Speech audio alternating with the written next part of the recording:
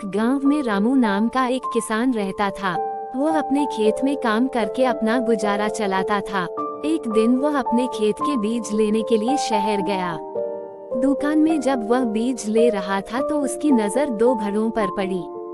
दोनों घड़े देखने में काफी अच्छे लग रहे थे। रामू ने सोचा कि इनको ले जाकर मैं नदी से ज्यादा पानी ला सकूंगा। ये सोचकर उसने दोनों घड़े ले लिए। अगले दिन उसने दोनों घड़ों को रस्सी की सहायता से एक डंडे में बांध दिया और नदी की ओर पानी लेने चला गया। नदी में उसने पानी भरा और अपने घर आ गया। घर आने पर उसने देखा कि एक घड़े में पूरा पानी था जबकि दूसरे घड़े में पानी आधा था। ये देखकर रामू समझ गया कि एक घड़ा फूटा हुआ है। उसने दोनों घड़ों का पानी एक बड़े बर्तन में डाल दिया। इसके बाद भी वह अगले दिन भी दोनों घड़ों को लेकर नदी पर गया और आकर उनका पानी बड़े बर्तन में डाल दिया। किसान के जाने के बाद फूटा घड़ा सही घड़े से बोलता है कि मैं किसी काम का नहीं हूँ।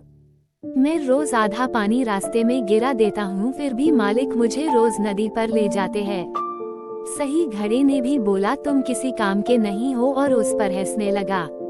अगले दिन जब रामू नदी पर जाने के लिए घड़े लेने लगा तो फूटा घड़ा रामू से बोला मालिक मैं किसी काम का नहीं हूँ, फिर भी आप मुझे लेकर जाते हो।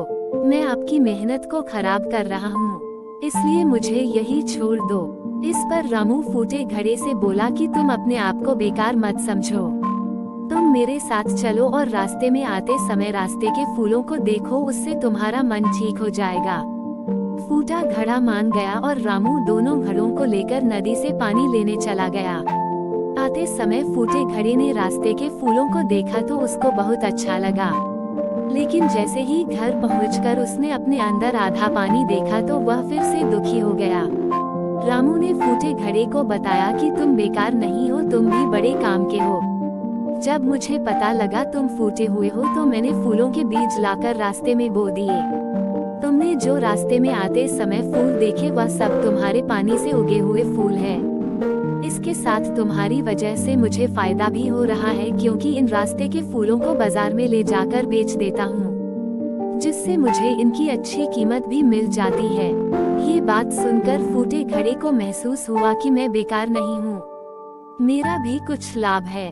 मोरल ऑफ द स्टोरी, सीख। इस कहानी से हमें ये सीख मिलती है कि कोई भी चीज बेकार नहीं होती, हमें उसकी अच्छाई को ढूंढ कर निखारना चाहिए।